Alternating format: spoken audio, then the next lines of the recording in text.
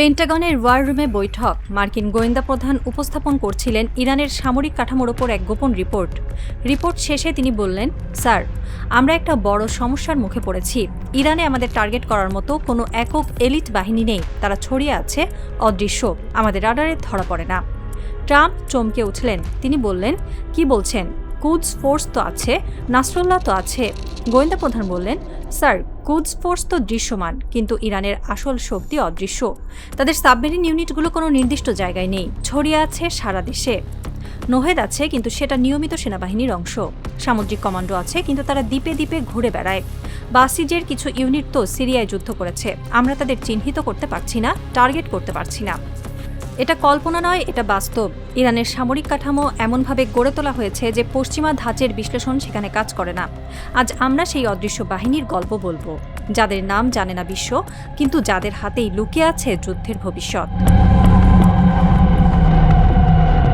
আন্তর্জাতিক গণমাধ্যম যখন ইরানের সামরিক সক্ষমতা নিয়ে কথা বলে, তখন আলোচনায় গিয়ে ঠেকে একটি নামে, কুদস ফোর্স।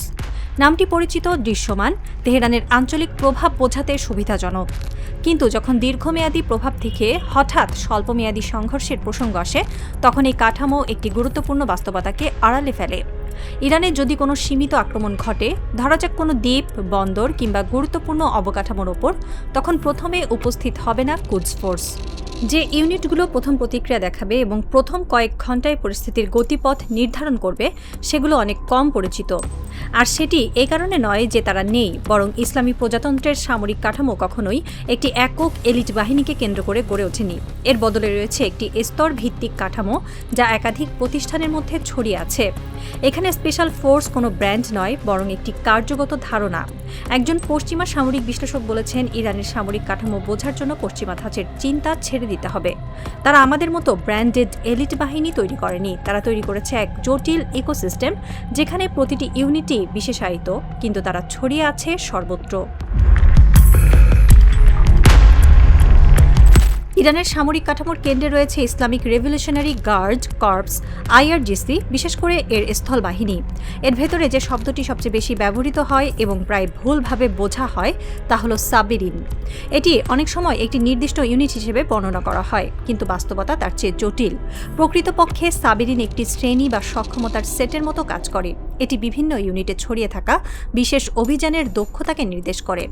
এই ইউনিটগুলো প্রশিক্ষিত হয় হঠাৎ হামলা, হেলিকপ্টার থেকে নামানো অভিযান এবং কঠিন ভূখণ্ডে লড়াইয়ের জন্য। আরও গুরুত্বপূর্ণ বিষয় হলো, এগুলো ইরানের বিভিন্ন প্রাদেশিক কাঠামোর মধ্যে অন্তর্ভুক্ত। প্রতিরক্ষা বিশ্লেষণে দেখা যায়, সাবেরিন ধরনের ইউনিটগুলো আঞ্চলিক কর্পস পর্যায়ে কাজ করে এবং বিভিন্ন অপারেশনাল অঞ্চলে ঘুরে বেড়ায়। উত্তর পশ্চিমে কুর্দি সশস্ত্র গোষ্ঠীর বিরুদ্ধে, দক্ষিণ পূর্বে বিদ্রোহী নেটওয়ার্কের বিরুদ্ধে। একজন ইরানি সামরিক কৌশলবিদ বলেছেন, আমাদের সাবেরিন ইউনিটগুলোর কোনো নির্দিষ্ট ব্যারাক নেই। তারা সীমান্তে থাকে, পাহাড়ে থাকে, মরুভূমিতে থাকে।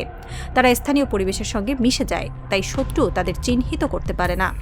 এটি পশ্চিমা বিশেষ বাহিনীর মডেল থেকে সম্পূর্ণ ভিন্ন, যেখানে বাহিনী সাধারণত দূরবর্তী স্থানে গিয়ে অভিযান চালায় এবং ফিরে আসে। ইরানের কাঠামো গড়ে উঠেছে উপস্থিতি ধরে রাখার জন্য। তারা ফিরে আসে না, তারা থেকেই যায়।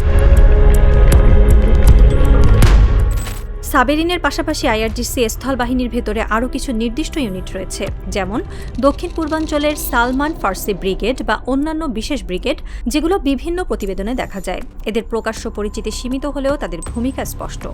তারা স্থানীয় নিরাপত্তা বাহিনী এবং উচ্চ পর্যায়ের কৌশলগত ইউনিটের মধ্যে সেতুবন্ধন তৈরি করে। তারা দুর্বল জায়গাগুলোকে শক্তিশালী করে এবং হঠাৎ উদ্ধত হুমকির জবাব দেয়। পাকিস্তান সীমান্তবর্তী এই অঞ্চলে দীর্ঘদিন ধরে বিদ্রোহী কার্যক্রম চলে আসছে। সালমান ফার্সি ব্রিগেড সেই বিদ্রোহ দমনে গুরুত্বপূর্ণ ভূমিকা রেখেছে। তারা স্থানীয় ভাষা জানে, স্থানীয় ভূখণ্ড জানে, স্থানীয় সংস্কৃতি জানে। এই জ্ঞান তাদের শত্রুর চেয়ে অনেক ধাপ এগিয়ে রাখে। একজন প্রতিরক্ষা বিশ্লেষক বলেছেন, সালমান ফার্সি ব্রিগেডের মতো ইউনিটগুলোই ইরানের প্রকৃত শক্তি। তারা দৃশ্যমান না হলেও সবচেয়ে কার্যকর। তারা যে কোনো আক্রমণের প্রথম জবাব দিতে সক্ষম।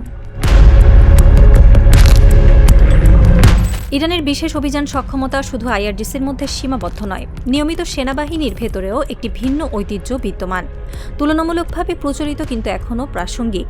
এর সবচেয়ে উল্লেখযোগ্য ইউনিট হল 65তম এয়ারবোর্ন স্পেশাল ফোর্স ব্রিগেড, যা নোহেদ নামে পরিচিত। আইআরজিসির অন্যান্য ইউনিটের তুলনায় নোহেদ অনেক বেশি ক্লাসিক্যাল স্পেশাল ফোর্সের মতো এয়ারবোর্ন প্রশিক্ষণপ্রাপ্ত, গোয়েন্দা কার্যক্রম ও সরাসরি অভিযানে দক্ষ এবং দ্রুত মোতায়েনযোগ্য। নোহেদকে বিশেষভাবে আকর্ষণীয় করে তোলে শুধু এর প্রশিক্ষণ নয়, বরং সীমিত হলেও বিদেশে এর কার্যক্রম। 2016 সালে সিরিয়ায় তাদের মোতায়েনের খবর ইঙ্গিত দেয় যে নির্দিষ্ট পরিস্থিতিতে ইরানের তুলনামূলকভাবে প্রচলিত বাহিনীও বহির্মুখী অভিযানে ব্যবহৃত হতে পারে। একজন ইরানি সেনা কর্মকর্তা বলেছেন, নোহেদ আমাদের হেভি স্পেশাল ফোর্স। যখন বড় ধরনের অভিযানের প্রয়োজন হয় তখন আমরা তাদের ডাকি, কিন্তু বেশিরভাগ সময় ছোট ছোট নীরব অভিযানের জন্য সাবেরিন ও অন্যান্য ইউনিটই যথেষ্ট। শুধু স্থলবাহিনীর দিকে তাকালে পুরো চিত্রটি বোঝা যায় না। ইরানের বিশেষ অভিযান সক্ষমতা সবচেয়ে স্পষ্টভাবে দেখা যায় সামুদ্রিক ক্ষেত্রে। আইআরজিসির নৌবাহিনী একটি বিশেষ ইউনিট পরিচালনা করে, যাকে প্রায়ই সেপাহ নেভি স্পেশাল ফোর্স বলা হয়। পারস্য উপসাগরের বিভিন্ন দ্বীপে, যেমন ফুরুর দ্বীপে, এই ইউনিটগুলো যুদ্ধ ডাইভিং, উভচর হামলা এবং জাহাজে ওঠার অভিযানের প্রশিক্ষণ পায়।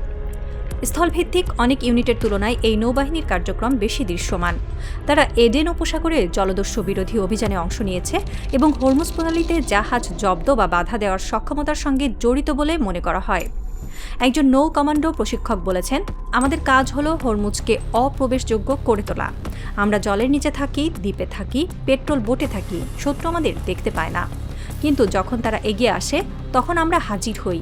এটি একটি কৌশলগত বাস্তবতা তুলে ধরে।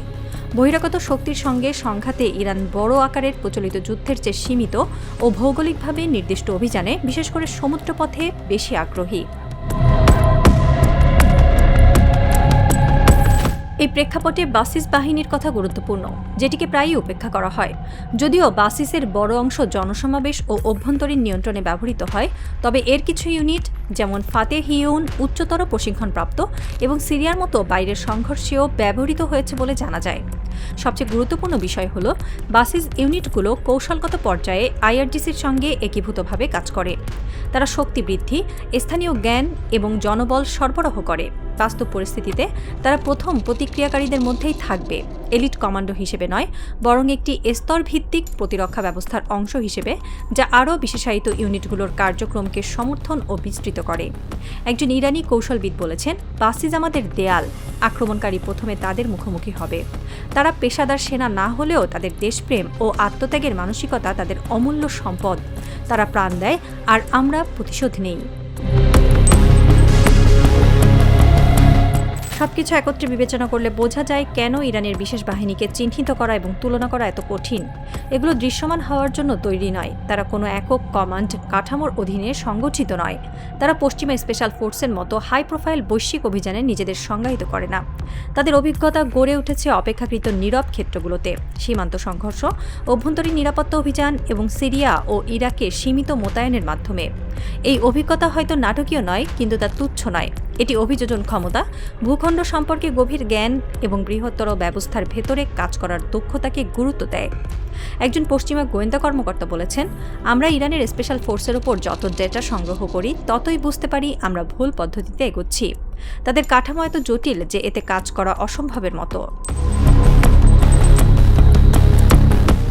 ফলে কোনো সীমিত বাইরের আক্রমণের জবাবে প্রতিক্রিয়া আসে একটি নির্দিষ্ট ইউনিট থেকে নয়, বরং একটি ধারাবাহিক স্তরভিত্তিক প্রক্রিয়ার মাধ্যমে, যা নির্ভর করে অবস্থান, সক্ষমতা এবং উত্তেজনার মাত্রার উপর। প্রথম স্তর, স্থানীয় আইআরজিসি ও বাসিস ইউনিটগুলো দ্রুত এলাকাটি নিয়ন্ত্রণে আনার চেষ্টা করে। তারা স্থানীয় ভূখণ্ড জানে, স্থানীয় জনগণকে চেনে এবং দ্রুত সিদ্ধান্ত নিতে পারে। দ্বিতীয় স্তর, এরপর সাবমেরিন ধরনের ইউনিটগুলো ভ্রাম্যমাণ ইউনিট হিসেবে শক্তি বৃদ্ধির কাজ করে। তারা কোথাও স্থায়ী নয়, তাই তাদের টার্গেট করা কঠিন।